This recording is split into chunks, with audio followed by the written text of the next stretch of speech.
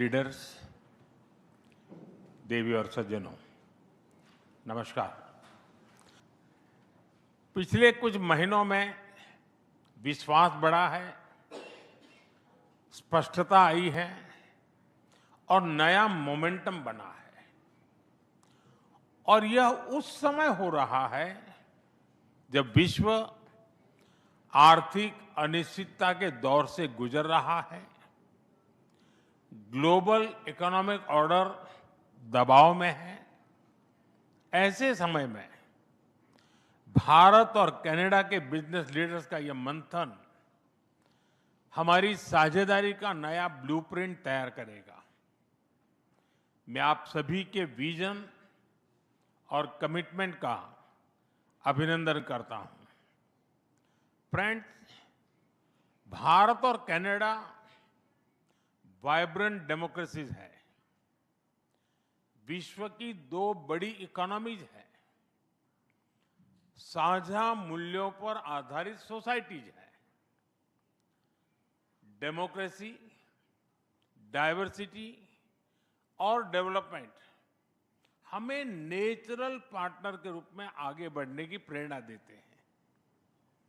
आज प्रधानमंत्री कारनी और मैंने हमारे साझा विजन को आगे बढ़ाने के लिए एक महत्वपूर्ण निर्णय लिए।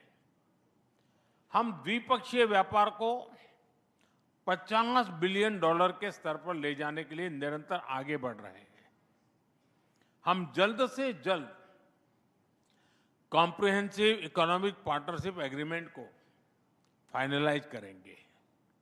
लेकिन साथियों, सरकारें फ्रेमवर्क बना सकती हैं, पॉलिसी डायरेक्शन दे सकती हैं, परंतु उस विजन को रियलिटी में बदलने की शक्ति आप सब साथियों के पास है। फ्रेंड्स, आज भारत दुनिया की फास्टेस्ट ग्रोइंग मेजर इकोनॉमी में है। इस ट्रांसफॉर्मेशन के पीछे मजबूत डोमेस्टिक डिमांड, युवा पॉपुलेशन, लार्ज स्केल इन्वेस्टमेंट और डिजिटल टेक्नोलॉजी की शक्ति है। यह हमारी लगातार दौड़ती रिफॉर्म एक्सप्रेस का परिणाम है। पॉलिसी सिंप्लीफिकेशन से प्रोडक्शन लिंक इंसेंटिव्स तक, लॉजिस्टिक मॉडर्नाइजेशन से लेकर टैक्स और बैंक्रप्सी रिफॉर्म तक, हर क्षेत्र में हम ईज ऑफ डूइंग बिजनेस को मजबूत कर रहे हैं। फ्रेंड्स, जब भारत और कनाडा साथ खड़े होते हैं तो हम केवल दो इकोनॉमी नहीं जोड़ते, हम कैपिटल और कैपेबिलिटी का एक इकोनॉमिक फोर्स बनाते हैं। हमारी कंबाइंड जीडीपी $6 ट्रिलियन से अधिक है, लेकिन हमारी असली शक्ति हमारे एम्बिशंस में है। इस साझा एम्बिशंस को आगे बढ़ाने के लिए मैं कुछ सुझाव आपके सामने रखूंगा। पहला, क्लीन एनर्जी। ये दोनों देशों की प्राथमिकता है। आज हमने न्यूक्लियर के क्षेत्र में सहयोग बढ़ाने का, यूरेनियम की लॉन्ग टर्म सप्लाई के लिए कॉन्ट्रैक्ट किया है। थोड़ी देर पहले हमें कामेको के सीईओ के सकारात्मक विचार सुनने का अवसर मिला। हमें small modular reactors, advance reactors और न्यूक्लियर वैल्यू चेन में मिलकर के आगे बढ़ना चाहिए। क्रिटिकल मिनरल्स में आज हमने रिजिलियंट सप्लाई चेन बनाने के लिए कदम उठाए हैं। हम बैटरीज और एनर्जी स्टोरेज में कनाडा की इनोवेशन और भारत के स्केलिंग कैपेबिलिटी को जोड़कर आगे बढ़ सकते हैं। दूसरा क्षेत्र है इंफ्रास्ट्रक्चर एंड कैपिटल पार्टनरशिप। इस वर्ष के बजट में हमने इंफ्रास्ट्रक्चर के लिए $130 बिलियन का रिकॉर्ड एलोकेशन किया है।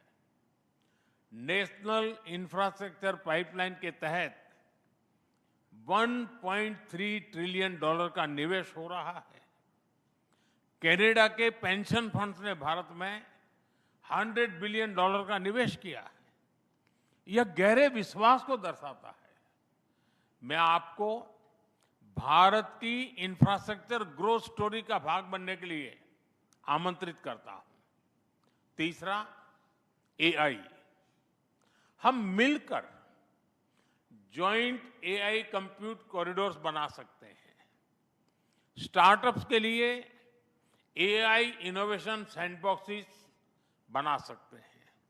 चौथा, manufacturing and technology, electronics, aerospace और इंजीनियरिंग में कनाडा की टेक्नोलॉजी और भारत के स्केल को जोड़कर हम ग्लोबल वैल्यू चेन्स को सशक्त बना सकते हैं। पांचवा, फूड प्रोसेसिंग।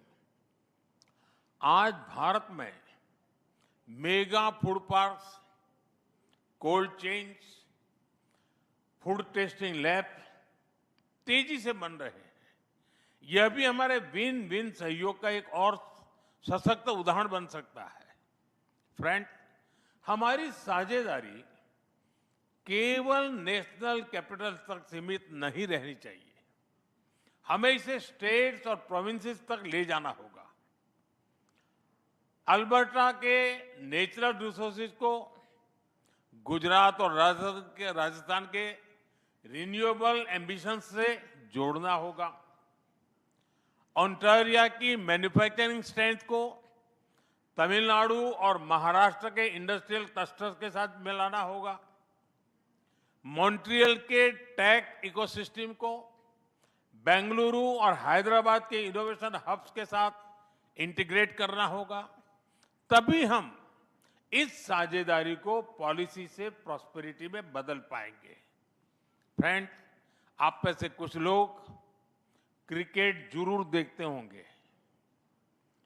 भारत में चल रहे T20 क्रिकेट वर्ल्ड कप में कनाडा को खेलते देख हम सभी का मन प्रसन्न हुआ।